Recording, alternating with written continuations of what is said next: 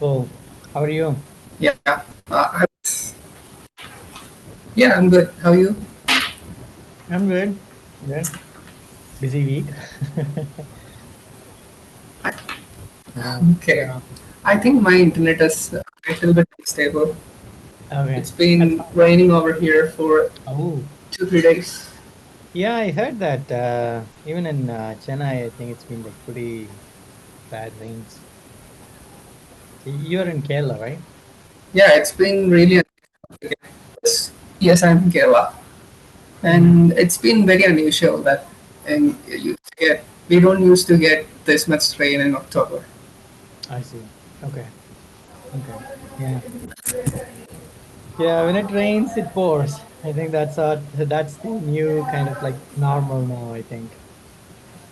Right? Yeah, Oh.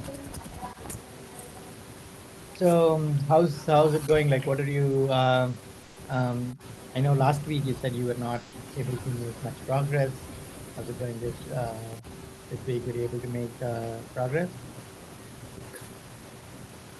yeah, progress in the sense very little Okay, because I took this course in NPTEL. So next week the exams are coming. So I was behind that, and it's related to drones control system. mm. So it's, uh, getting things brushing up the basics. Mm-hmm. Uh, so much math involved. Mm. So I was going Yeah, through that along with I my see. work. Mm-hmm. So, what kind? So What is it? that's what I did mostly And this so, week. what is the test that you're talking about? Like, sorry, I cannot hear you. It's actually that. Is it okay now? Yeah, yeah, I can hear you. Yeah. Yeah, test is like it's related to the course itself. Okay. What course is that? Maybe I missed that. Yeah, it's an NPTEL course. Its name is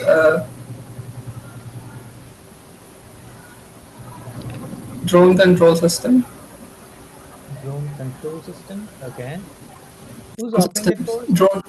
drone systems and control. Oh, drone systems and control. It's offered by IISc IISc Bangalore. Oh, I see. Okay. Oh, you're taking that course, like you're attending this course. They do have like a evaluation, like a exam or something like that. Yeah, it's scheduled for next Sunday. I see.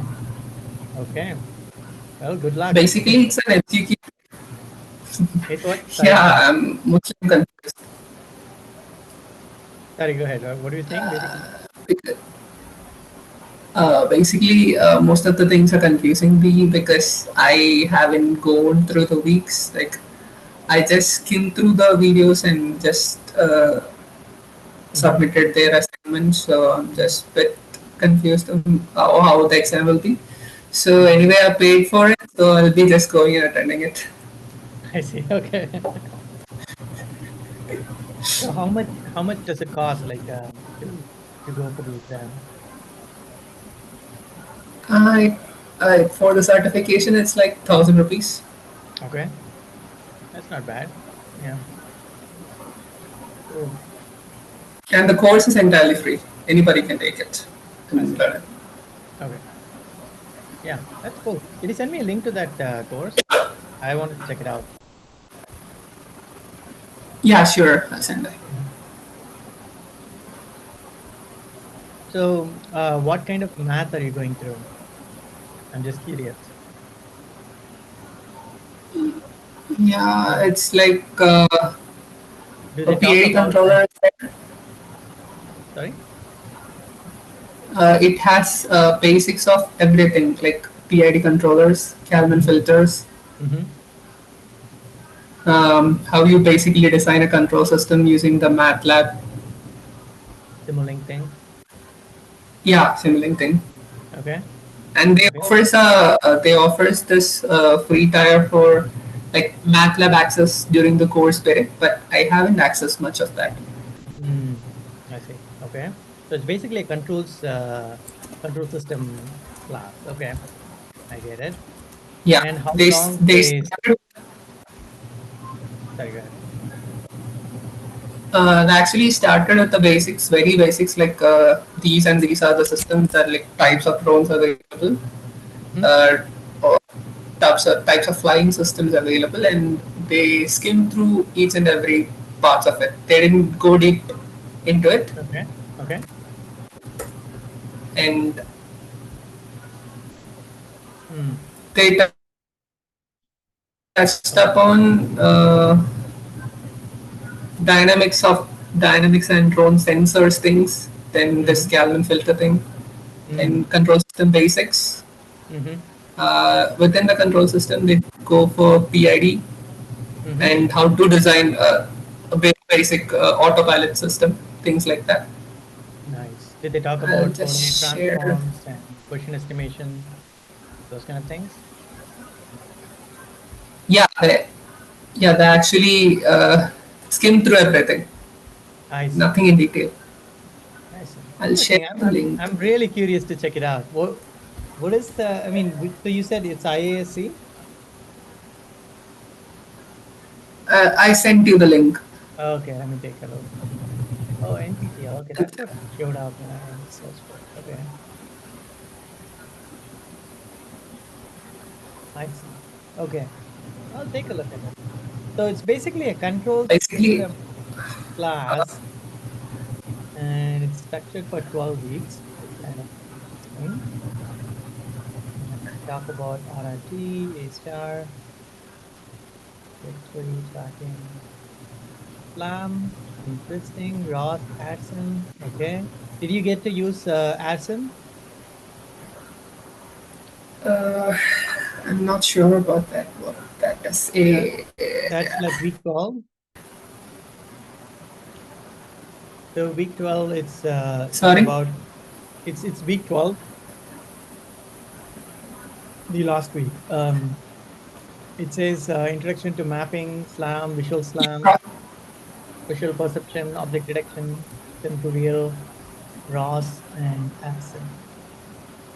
Just curious, like, did you do anything with Adson? Did you get it to run? But I don't think that it's discussed in the course. Interesting. I can see that in the sorry, like So okay, yeah, I was just looking through okay, the link that you yeah, sent me. ASL was in there. I rose and all. It wasn't discussed. Sim to real. Yeah, maybe that's the It was last lesson, right? So I don't know. Maybe they'll do it at some point. no. I went through the video at least once, but these Ah, topics weren't discussed. I see. Okay. Well, they wanted to, but maybe they didn't cover it. Okay. Yeah, and most like the 12th week they were mostly concentrating on SWAM, how I to see. like the basics, really Right. real basic things.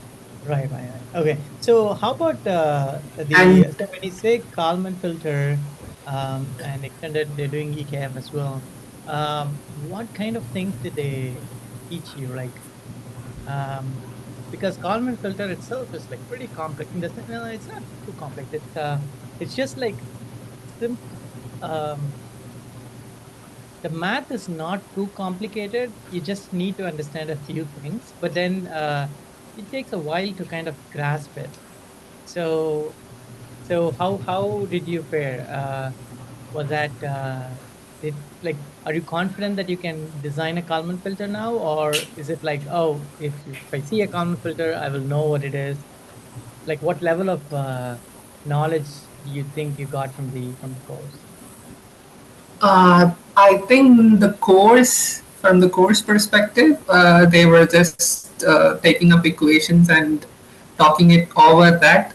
Mm-hmm. But what I did actually to get to know more detail to that was to actually go and search for some YouTube videos.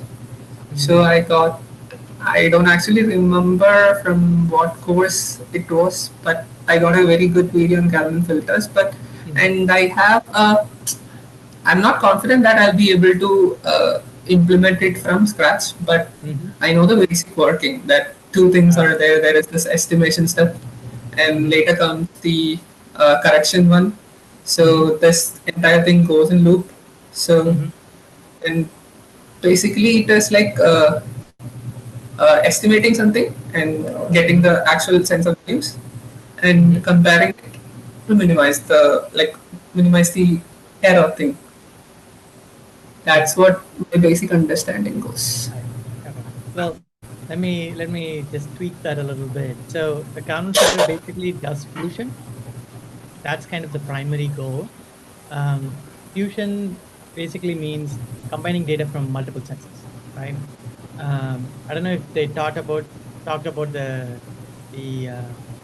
like the origin of Kalman filter, but that's a fun fact to learn. Like it was in the 1960s when they were doing these Apollo landing things, right?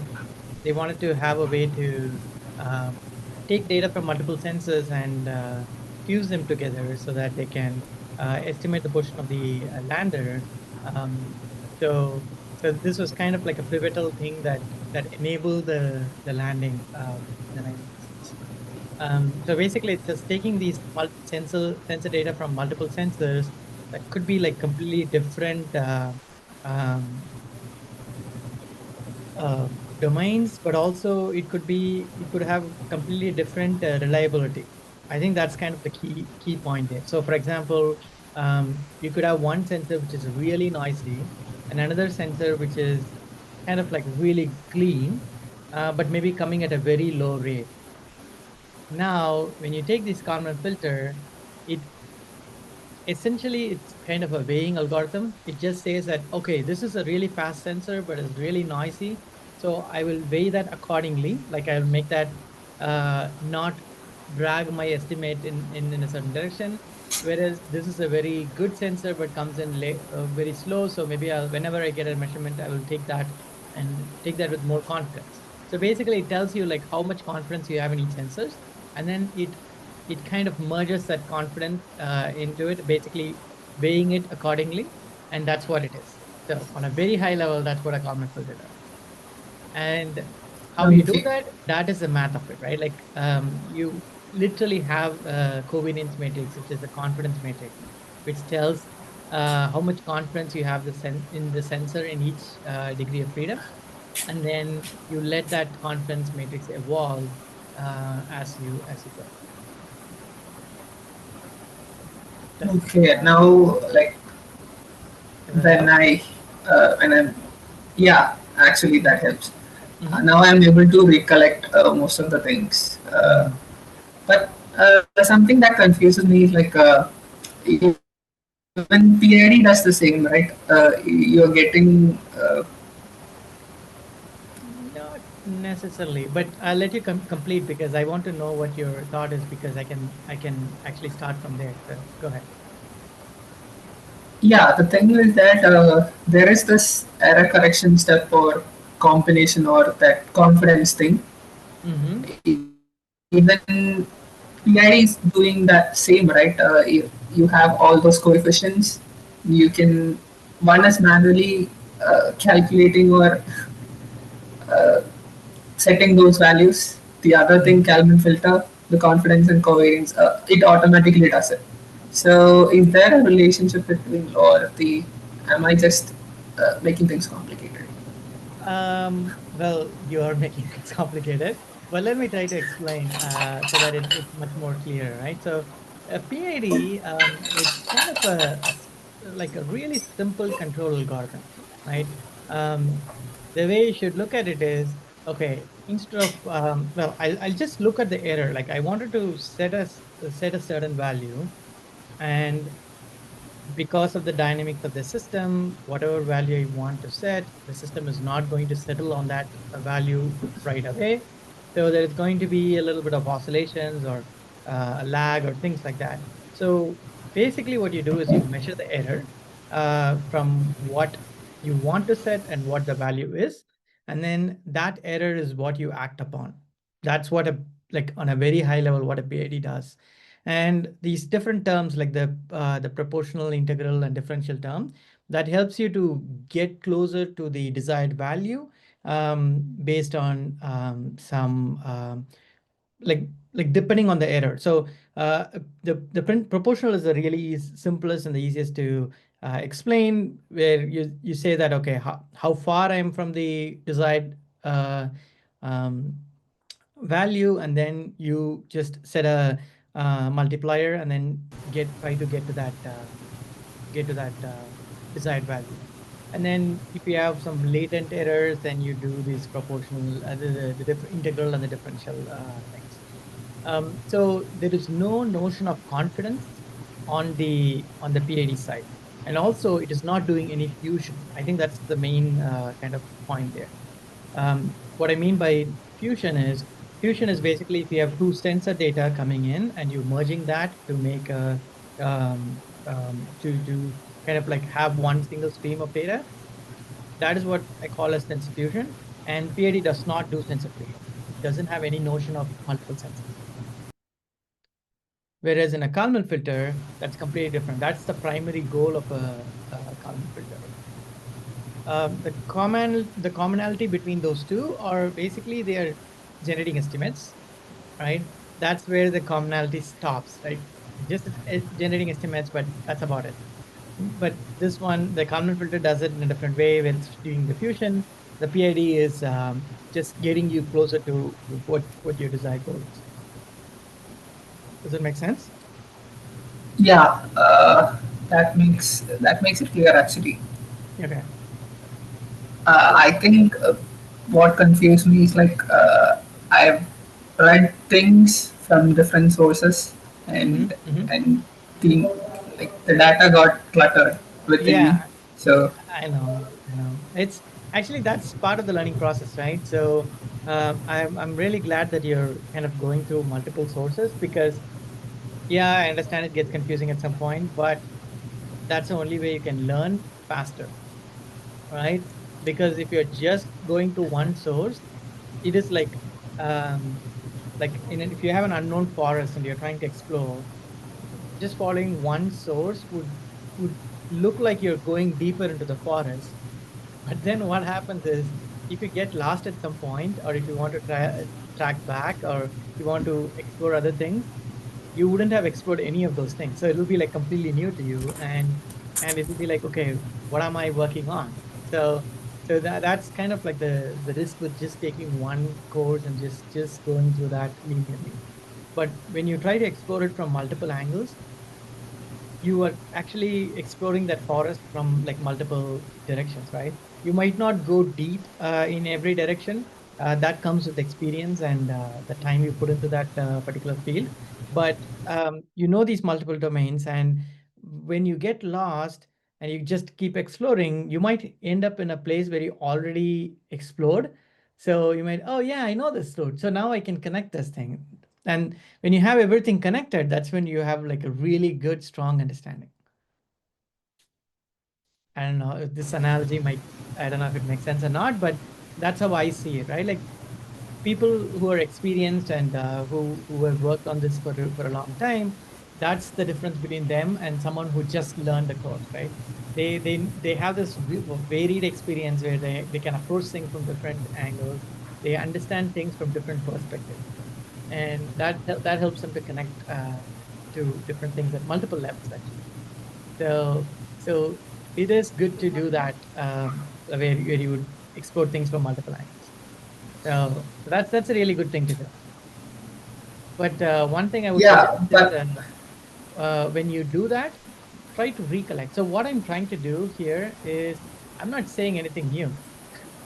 What I'm actually doing is from all you have learned, I'm trying to distill the essence of it and then give you that, which you can do yourself. You can say that, okay, I learned about Kalman filter. Let me write down what I learned. Or let me just, if you don't want to write, just say that, okay, I'm going to say what I learned, and then I'm going to record it. Or make a PowerPoint and say that, okay, I'm just going to explain to someone what I learned. And if you do that, you actually learn better. It's called recollection. That's one of the major things in how you make things stick. Um, and recollection is one of the major things. Like Just rereading the stuff is not going to help you, but recollecting does. So it feels really like it feels bad, like because like, oh my god, I cannot recollect anything. It's not clear in my head. I don't know what's going on. It's all confusing.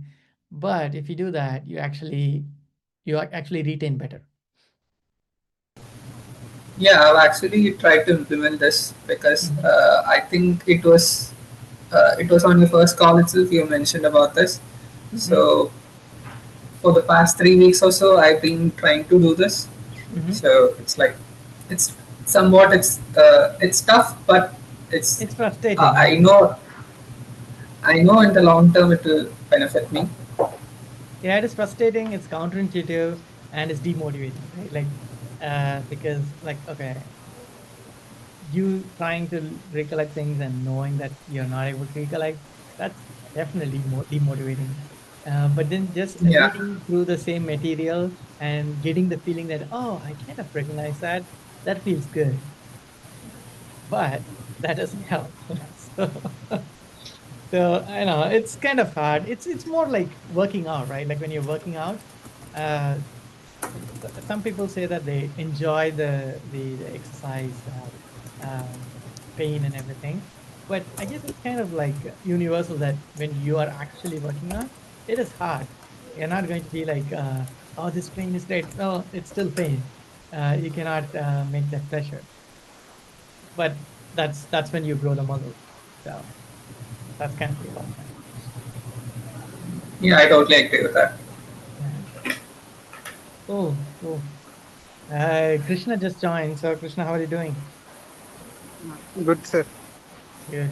So I saw you you kind of like had something on Slack asking some questions.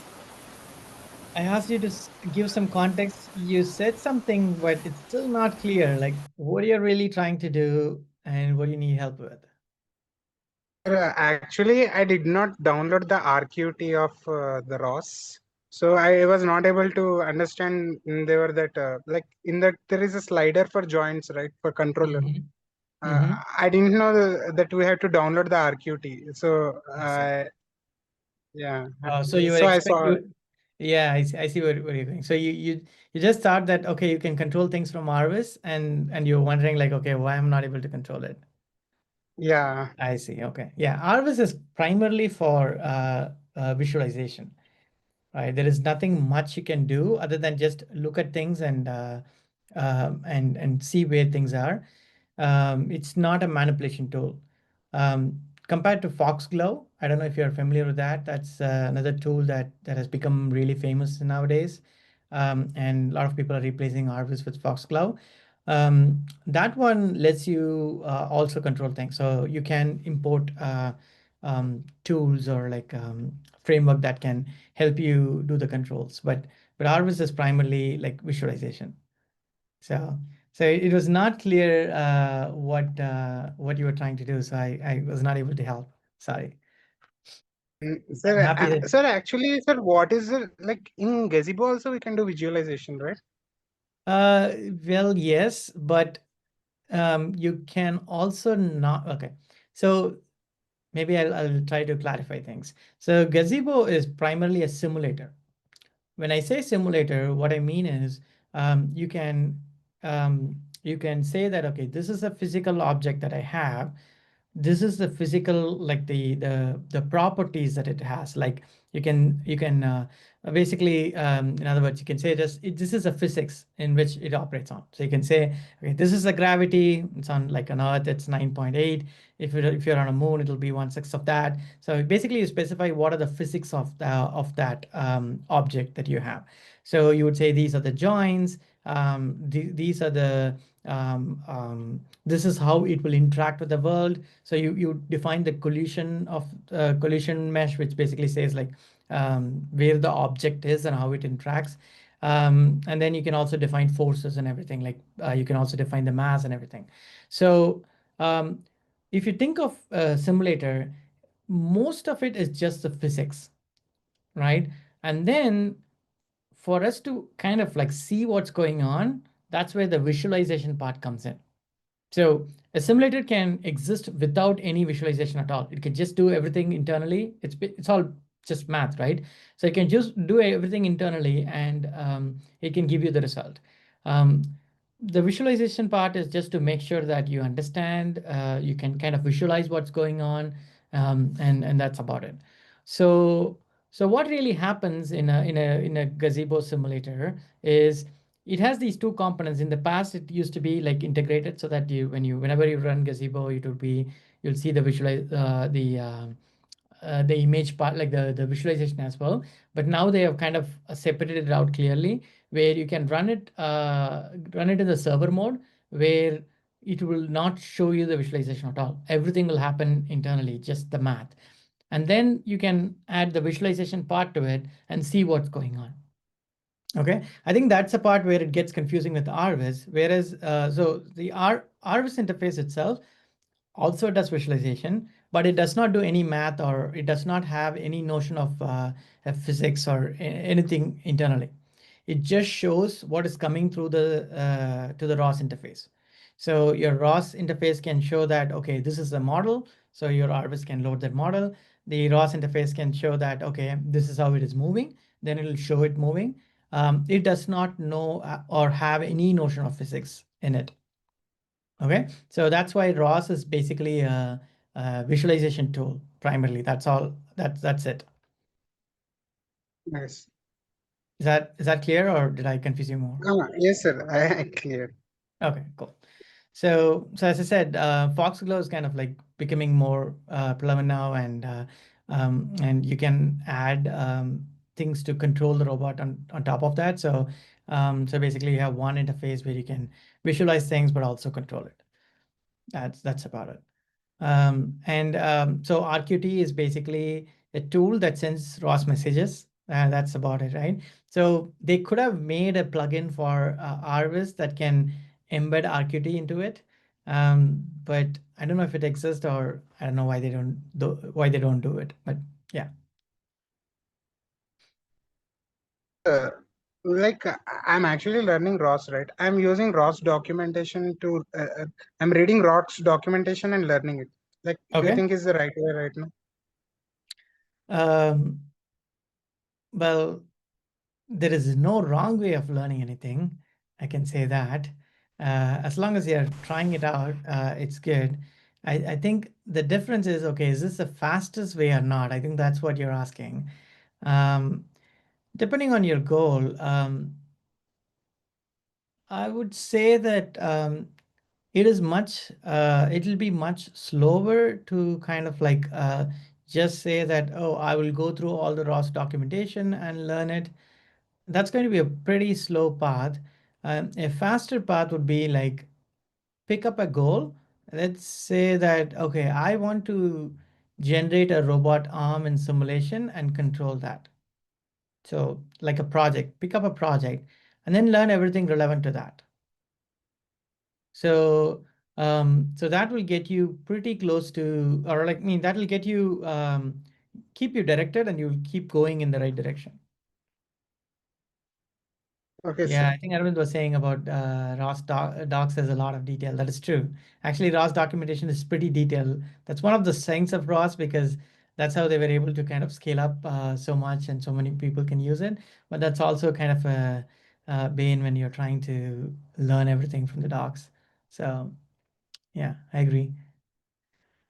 So yeah, as I said, just pick up a project, or some kind of a goal, and then set a timeline, and then try to get it done before the timeline. Can I actually add one point to that? Sure, go ahead. Yeah, actually, what I would suggest is like we need to get a basic concept grasp rather than going through the entire document first. Mm-hmm. So, if what is an action is, what is a server action server, like how you do that, Mm-hmm. and later on, I think what you said is like pick up a project and go on that. Mm-hmm. Approaching it like prose docs are pretty much in a serialized way. If Yeah. you need to understand it, if you need to understand a concept that in the second page, you need to get something in the first page. Like first. So that's what difficulty felt when I was trying to learn ROS from scratch. Mm. I just Okay. went through just the documents. Uh-huh. So later I switched my approach. I just took a project. It Mm-hmm. was a I tried to simulate a robotic arm. It's Mm-hmm. not completed. It's like an abandoned project right now. Mm-hmm. So what I tried is I tried to get the basic joints and links ready with the through the STF. Mm-hmm. Uh, but where I got stuck and left it there was my robotic arm was just getting visualized in hours, Okay. and but it was not. It was stable in hours, but when physics comes in with the simulator, it was falling apart. Like entire thing was falling apart. Yes. Okay. So I just got confused, and later point on like it those what did you say like the my joints are not giving the counter force to make it stable. That's Mm-hmm. what I understood, Mm-hmm. but I couldn't make it work. I see. Did you have joint limits and things like that? So was this like Yeah, just slipping back and falling off, or? I've I've set the limits and all the physical properties correct, but the I think the joint state like you have this thing called joint state population. I'm not sure about that, Mhm. but the states were not publishing, I guess. I see. Oh, they were not publishing. Yeah, I see. Okay. it Okay. was like I just have the arm in the simulation, and Uh-huh. once I click the play button, it will just fall off. Yeah. Well, I mean, there could be any number of things that could be going wrong there, but yeah. So your recommendation is to go through the raw stocks and then do the project. Like, what were you recommending? No, it is like just get the basics, like Mm, basic topics, right? right. Right. Then go with the project. I see. Makes sense. So, yeah, I guess maybe the bottom line is, I was telling Jishnu when we got started, like there is no like just going through a linear path is not going to help. So maybe you have to do a bit of both, like go through the docs a little bit, try to understand the basics, and then jump into a project, and then go back and dip into the docs again when you have questions. Um, so the bottom line is like if you don't have a goal, and if your goal is like, oh, okay, I learn all of ROS, so maybe I should clarify. If you don't have a clear goal, you're not going to achieve it, right? Like when will you know that you've learned all of ROS if that's your goal? It'll be never. So, so setting a clear goal, like let's say you want to simulate a robot arm. I'm not saying that's what you should choose, but let's say if that's if for example like that you chose that, then you could say that you can at least say that whether you achieved that or not. And what that means is it still doesn't mean that you know 100% of ROS, but you know everything that is needed to get that thing working. So maybe you choose a different project after that. So that's more effective and a faster way to learn than just like going about and doing things like I'll just follow the book or follow the tutorial. I think all the academic institutions or like the higher education academic institutions are kind of realizing that and doing that way. So the all these universities, like even at CMU, there is this effort to like a lot of these projects are going, a lot of these courses are doing projects instead of exams and things like that, because that'll get you trained more on the on what is the real world application, and that's the faster way to learn, and it also sticks rather than just, oh, I learned this and then like maybe a month from now you just forgot what you learned. Right? Then what's the point in that? So a lot of like when I was involved in learning in these things, it was mostly like project oriented courses. So they'll teach something, but then the project you'll have to also implement a project, and that project sometimes is not even related closely to what the material that was taught. But that doesn't matter. As long as you're involving the concepts that you learned, um, that's okay.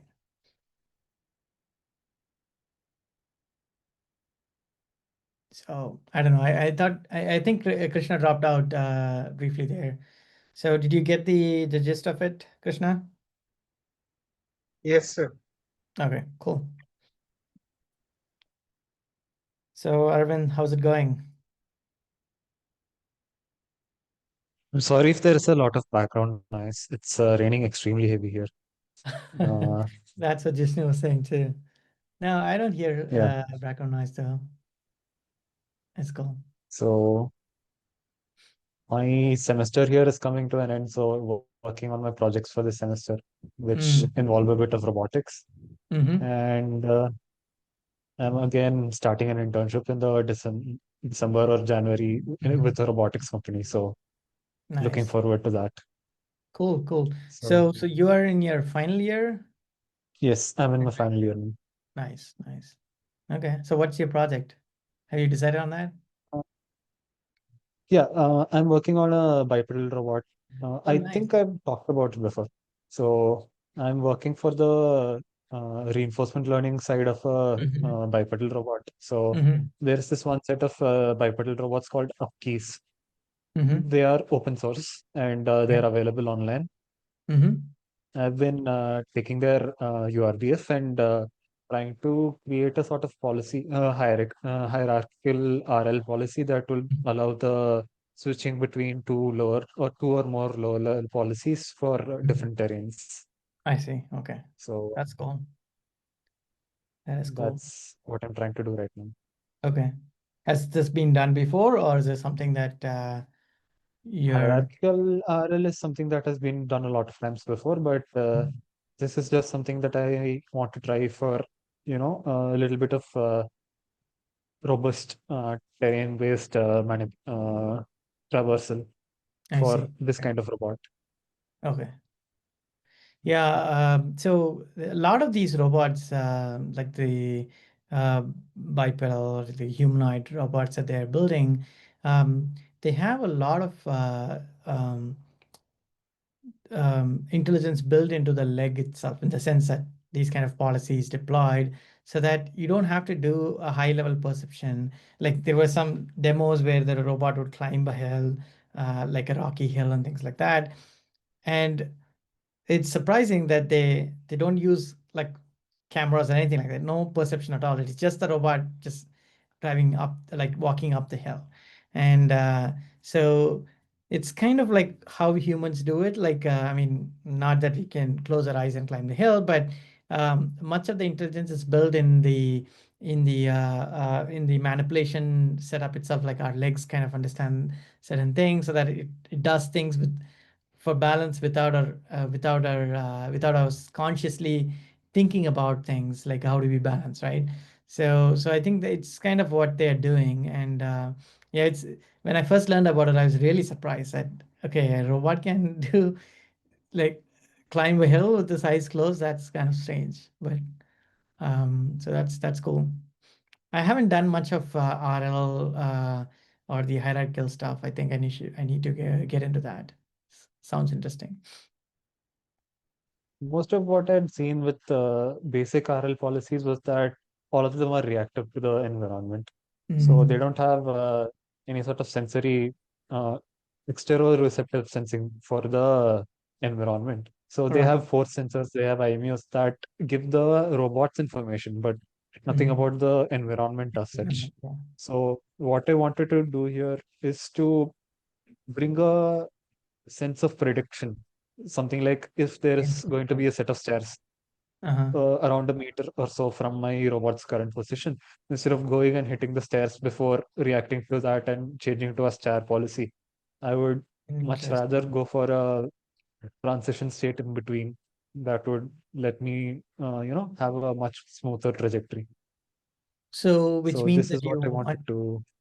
yeah, so which means that you wanted to perceive, like, and Yes. I see. So Interesting. the higher level policy would allow me to switch between the multiple lower level policies that are there in the robot. Hmm. Okay.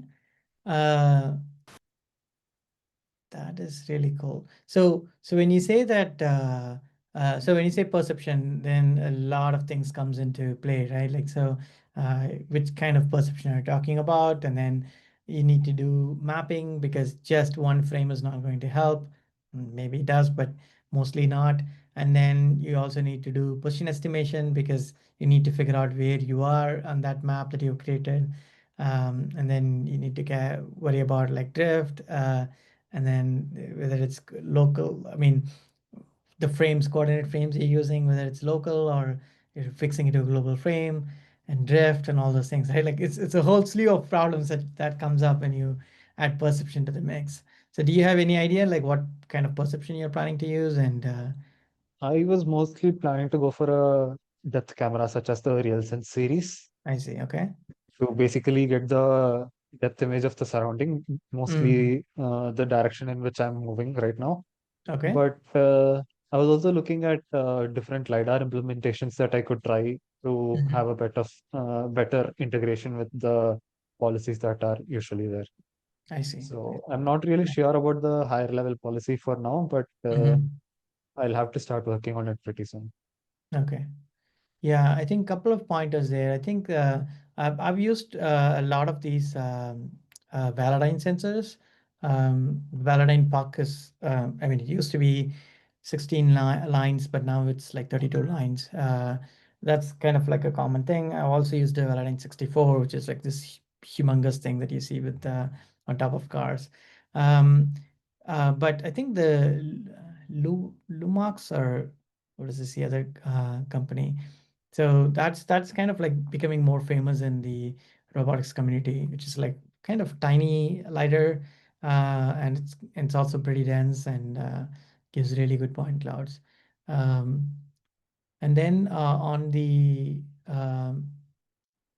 modeling side of things, I would suggest looking into um, well, I don't know if you really need this, but Gaussian splatting is something that is becoming really famous um, to build models.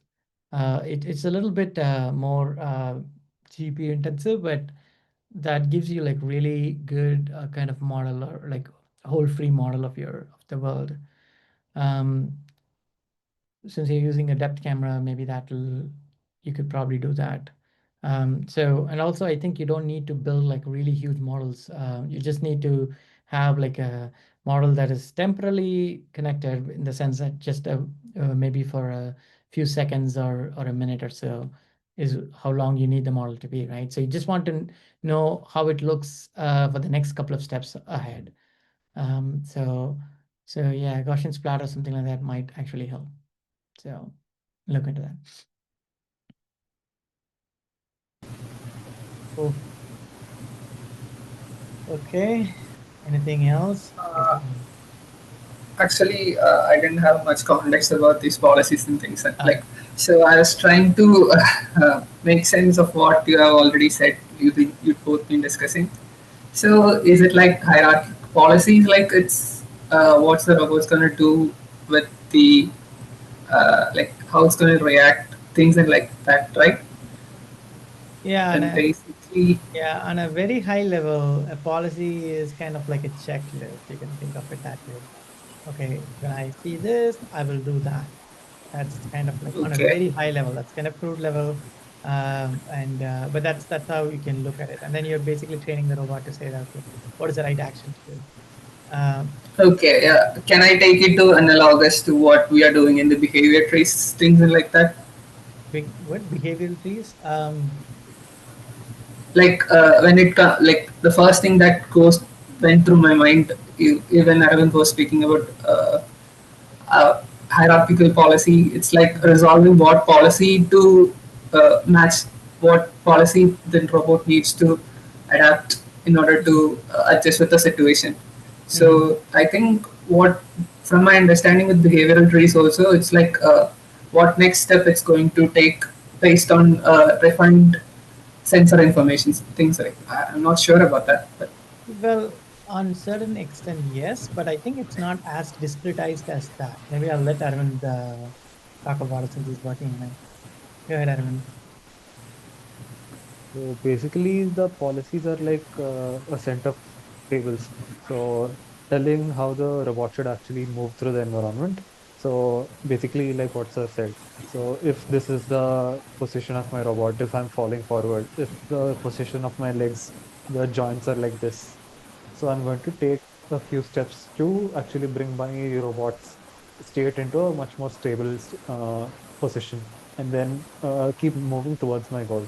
So your policies will basically take input from you, your navigating or controlling program, and then give a transformation. Basically, if you want to move a meter forward in the forward direction, what your policy will basically do is give the exact joint angles required to actually move step by step to that position. So that is what your lower level policy would do.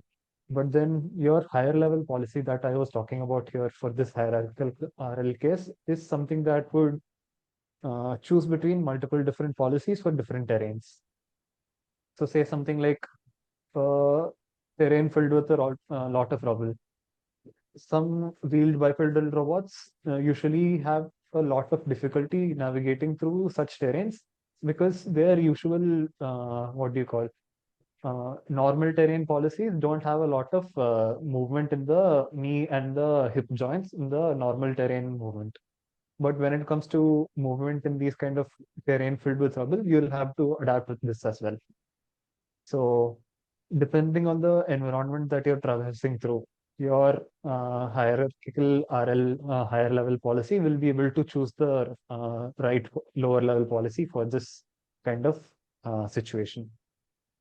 So not exactly like a behavioral tree, but something like a classification model. Yeah, so one way of looking at it is you can think of it as like modules. Like, let's say you could develop a module that lets your robot drive, like walk on a certain terrain, and maybe another module that will help your robot climb up a stair, another module that will help your robot to climb down a stair, which is kind of like a little different problem.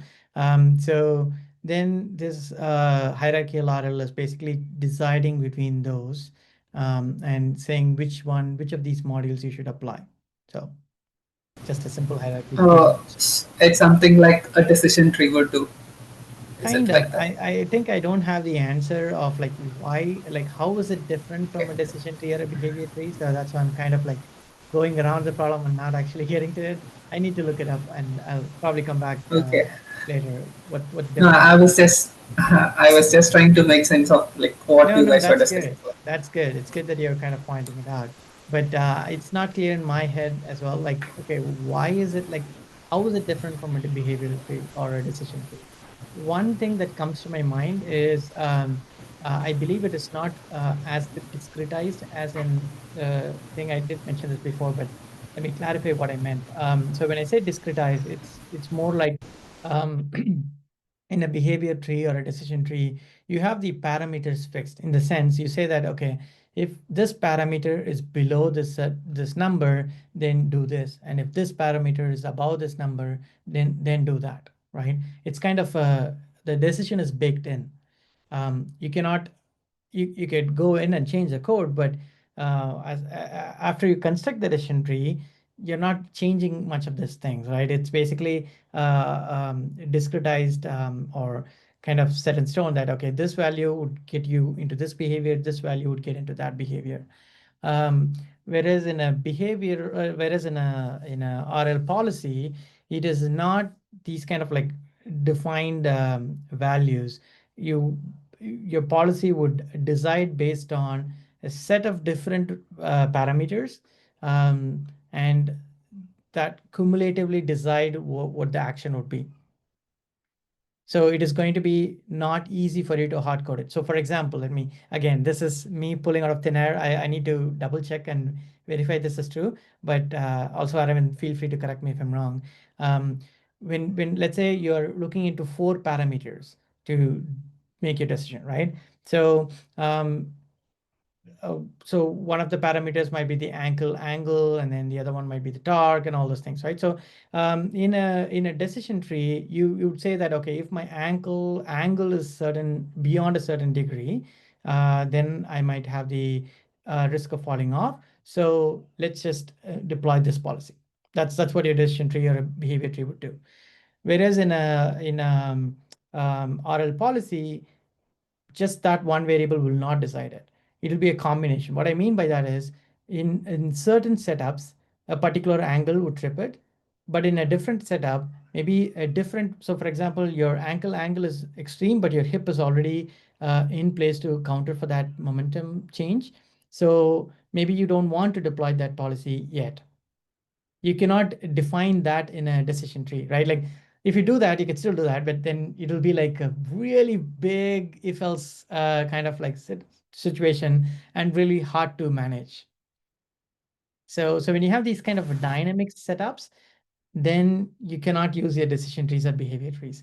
Then you need to have something like a policy, which is on a simplified level still a decision tree, but it dynamically adjusts what policy would choose depending on a set of variables. Does it make sense? Yeah, that actually makes sense. One more thing I need to ask. I So was going through before that, these. let's double check with Arvind. Like, does that agree with you as well, Arvind? That's pretty accurate. To add on to that, what I usually see in these kind of RL policies, observation spaces, is that you just don't take the sensory input. You also take the derivatives. Sometimes the rate of change of the sensory input, say something like a rate of change of joint angles for a robot, to actually measure if it's moving too fast or if the movement, will go out of range pretty soon, or if it's just staying there at the edge of a joint angle and not causing any sort of issue. So these things are also taken into effect.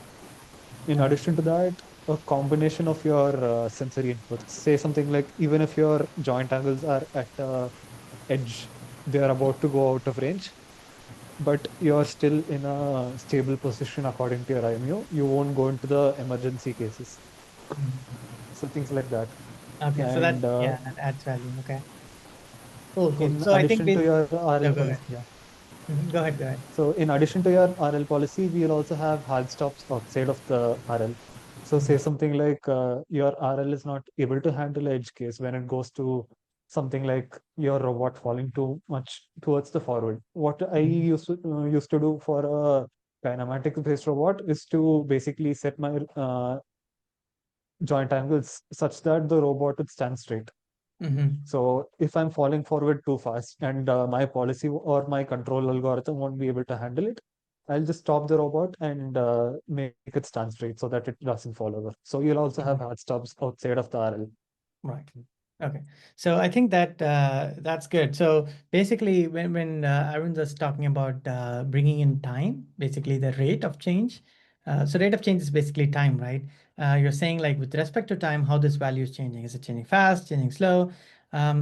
And that also reinforces the thing that we talked about, which is if you have things that are dynamic, like decision trees and behavior trees are just static, right? You're just saying that, okay, if this value comes, we'll do this. Whereas in RL, you're looking at something that is dynamic. And if you want to program something for dynamic changes, you'll have like a huge if else statement with all these things, and or like a huge decision tree for different values. And that's kind of like becomes impractical. So that's where the RL would come into play. Yeah, that actually makes sense. What I was going to ask is like, I have read about this Markov's decision processes. Uh, like, is it, my basic understanding is like it's how you are going to train your policy with that. Is that right? How are you going to train your policy with that? What do you mean? Like, not clear. So what's your question? Like I heard, like I was just trying to place it somewhere. Like I know there is this thing called Markov's decision So processes. what is Markov decision So process? You know? it's like how you train the policy. Like there are two steps, like policy evaluation and policy iteration. Uh, and basically, it's like how you train the RL model. I was just trying to place it where the entire picture where it comes. Okay, I'm not too clear on that, but to my understanding, Markov decision process is just like a model that you would use to define your processes. So basically, a Markov decision thing says that you have dependency. I might be wrong. Okay, it just says that you have dependency over your prior step, but not like beyond that, right? Just one step before. So it is kind of a mathematical trick to simplify things in when you're playing with math, that if you have dependency for all your prior states, a lot of math would become really complicated because you have to account for the dependency. So the Markov decision tree just says that, or Markov policy itself just says that you just have dependency over you just depend on your prior state, but not anything beyond that. So that's kind of like how you define a system, right? You're saying that my system is this. So for example, if you're talking about speech processing, you're saying that your signal at a particular time is dependent on maybe the syllable before that, or something like that, but nothing beyond, like maybe not 5 steps beyond that, which helps you to process things in a simpler way, rather than like, okay, if whatever I'm saying, the sound that I'm making now has dependency like 5 seconds about beyond, or like maybe 10 seconds beyond that, then how do you kind of interpret that, right? So that's kind of like, it is basically explaining a system. What like it's basically modeling, right? You're saying that my system follows this model. That's what Markov uh, processes are. And how are they deployed in a system, in an RL setup? I'm not sure. I think that's what you're talking about. Yes. The Could word be, policy trigger that. yeah. So yeah, it could be like uh, so Markov decision policies, or that's one way of kind of dealing with or setting up an RL system. You could use other processes as well, right? So if you're just thinking about how you're going to place it, maybe that's one way to look at it. Okay. Okay, cool. Anything else? I think I need to run quickly. I need to. Cool. There's nothing else. Thank you. Sorry, Krishna, you had something? Thank you, I was saying. Oh, sure. No problem. It was a nice discussion. Thanks for joining, guys. We'll talk to you guys next week. See you. Sir. Yeah, Bye. sure. Bye bye.